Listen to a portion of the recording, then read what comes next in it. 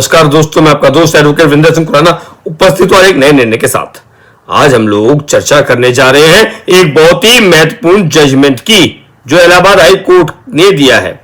जी आज हम बात करेंगे सरफेसी एक्ट के एक बहुत ही इंपॉर्टेंट जजमेंट की, सेक्शन 14 सरफेसी एक्ट की, जो Hinduja housing finance limited versus state of UP 2026 का निर्णय है। अगर आप सरफेसी एक्ट के केसेस हैंडल करते हैं या बैंकिंग रिकवरी से जुड़े हैं तो यह वीडियो आपके लिए बहुत ही महत्वपूर्ण होने जा रही है। आपसे वही निवेदन, यदि अब तक आपने हमारे चैनल को सब्सक्राइब नहीं किया है और आपको हमारा प्रयास सरल हिंदी भाषा में निर्णय का विश्लेषण पसंद आ रहा है तो आप हमारे चैनल को सब्सक्राइब करें, लाइक करें, शेयर करें। आते हैं आज के मुख्य बिंदु पे। इसकी क्या बैकग्राउंड है कि इसकी क्या पृष्ठभूमि है उसको समझने का प्रयास करते हैं। हिंदुजा हाउसिंग फाइनेंस लिमिटेड ने कई लोगों को लोन दिया, बोरोवर्स ने लोन नहीं चुकाया, अकाउंट्स एनपीए घोषित हो गए। आज जो अकाउंट्स एनपीए घोषित हो गए तो उसका 13 का नोटिस दिया गया सरफेसी एक्ट का। उसके बाद भी 13 के नोटिस के बाद भी पेमेंट नहीं हुआ। 13/4 की कार्रवाई हुई, यानी कि सिंबॉलिक पोजीशन ले लिया गया। फिर सेक्शन 14 के तहत मजिस्ट्रेट के पास एप्लीकेशन दी गई। प्रॉब्लम कहां आई? अब यहीं पर प्रॉब्लम आती है। मजिस्ट्रेट ने एप्लीकेशन को डिसाइड ही नहीं किया, यानी डिसाइड ही नहीं कर रहे थे, बस तारीख बताए, अगली तारीख पर फिर एक और तारीख। यहीं पर प्रश्न उठा कि क्या सेक्शन 14 कहता है। सेक्शन 14 की पावर क्या है? देखिए, जब हम सेक्शन 14 को पढ़ने का प्रयास करते हैं तो जो सेक्शन 14 है, प्रतिभूत आस्ति का कब्जा लेने में मुख्य महानगर मजिस्ट्रेट या जिला मजिस्ट्रेट द्वारा प्रतिभूत ऋणदाता की सहायता करना। हेडिंग ही क्या है? आपको सहायता करनी है। किसकी करनी है? मुख्य महानगर मजिस्ट्रेट या जिला मजिस्ट्रेट द्वारा प्रतिभूत ऋणदाता की सहायता करनी है आपने। जिसको कब करनी है? जब प्रतिभूत आस्ति का कब्जा लेने में सहायता करनी है। अब यहां पर उस एप्लीकेशन को डिसाइड ही नहीं किया जा रहा था। कोर्ट के सामने मुख्य सवाल क्या था? क्या मजिस्ट्रेट सेक्शन 14 की एप्लीकेशन को डिले कर सकता है? क्या जो टाइमलाइन दी गई है वह मैंडेटरी है? जो संवैधानिक, जो उसमें एक एक्ट में सेक्शन 14 की एप्लीकेशन सेट करने की पावर दी गई है, तो क्या वह जो पावर दी गई है वह मैंडेटरी है? और एक खास केस में अगर पोजीशन मिल गया लेकिन बोरोवर ने सील तोड़कर फिर कब्जा कर लिया, तब क्या होगा? अब इसका थोड़ा कानून समझने का प्रयास करते हैं। सरफेसी एक्ट का उद्देश्य क्या है? सरफेसी एक्ट का उद्देश्य बैंक्स को पावर देना है। कई लोग कहते हैं कि रिकवरी एजेंट बता दिया आपने, वहां रिकवरी ही के लिए बैठे हैं वहां पे। बिल्कुल, सरफेसी एक्ट में बैंक्स को पावर देना है, उसका पूरा उद्देश्य। और बैंक्स को पावर किस चीज के लिए? पब्लिक मनी की जल्दी रिकवरी की जाए। पब्लिक मनी जो लोन दिया गया है उसे पब्लिक मनी माना जाता है। जो बैंक के पास पैसा है पब्लिक मनी माना जाता है, और जो पब्लिक की मनी है उसकी रिकवरी जल्दी हो, जल्दी से जल्दी उसको रिकवर करना। और इसीलिए कोर्ट की इंटरवेंशन कम कर देगी, कोर्ट की मध्यस्थता को कम कर देगी। कोर्ट इसमें इंटरवीन ना करे, मध्यस्थता कम कर देगी कोर्ट की। और 20 लाख से ऊपर की सरफेसी आपको डीआरटी को पावर दे देगी। अब सेक्शन 14 क्या कहता है? सेक्शन 14 में जब हेडिंग में बताया कि मजिस्ट्रेट मदद करेगा, मजिस्ट्रेट या जिला मजिस्ट्रेट जो भी होगा, किस चीज के लिए मदद करेगा? पोजीशन दिलाने में। और 30 दिन में ऑर्डर देना है। यानी कि अगर जो एप्लीकेशन सेक्शन 14 की आई, सेक्शन 14 में तो आपको सहायता करनी है, 30 दिन के अंदर आपको ऑर्डर देना है। और इसमें मैक्सिमम 60 डेज तक एक्सटेंड कर सकते हैं। यानी 30 दिन में ऑर्डर करेंगे, इसको एक्सटेंड भी करेंगे तो अनदर 60 डेज है, 30 दिन और 60 दिन तक एक्सटेंड करने की पावर है। अब कोर्ट ने ऑब्जर्वेशन किया है, कोर्ट ने बहुत ही इंपॉर्टेंट बातें की। मजिस्ट्रेट का रोल जो है, मजिस्ट्रेट का जो रोल है वह जुडिशियल नहीं प्रशासनिक है।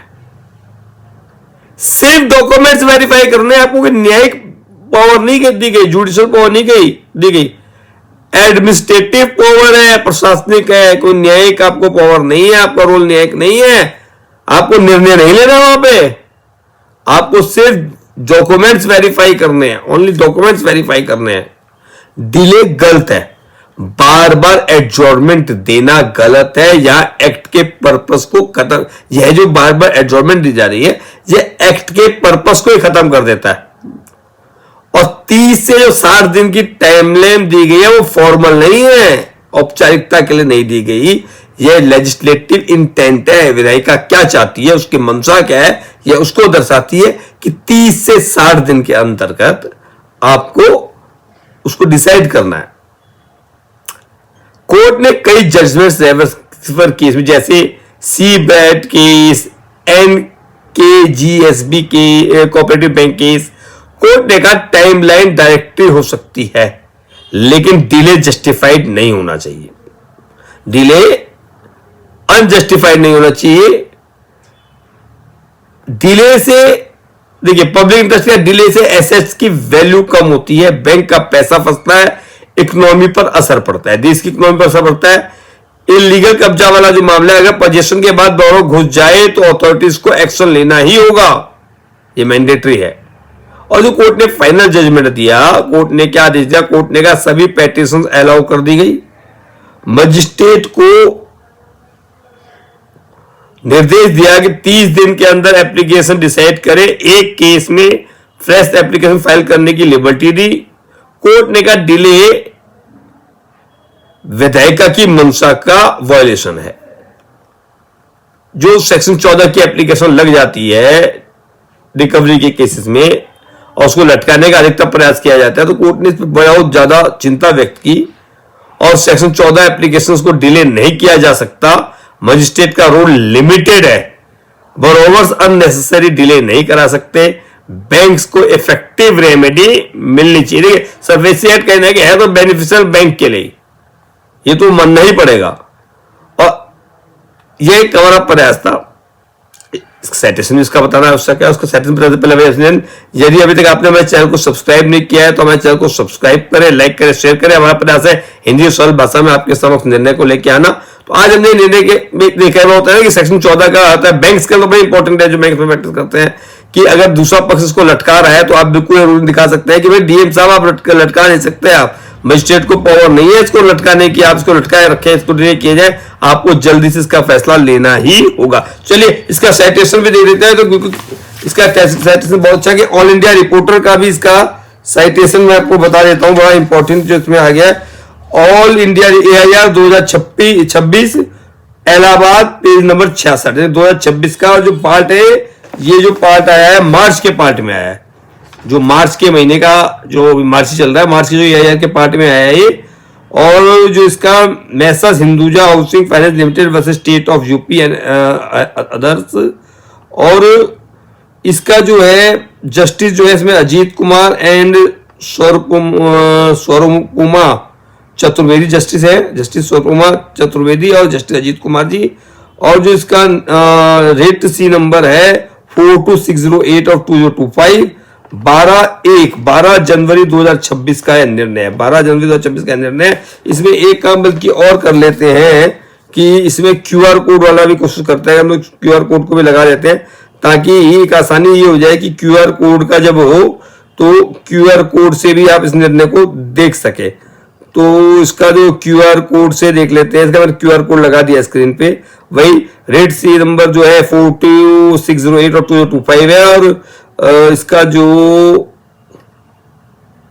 QR कोड इसमें लगा दिया है 2026 AHC Allahabad high court 6598 division bench.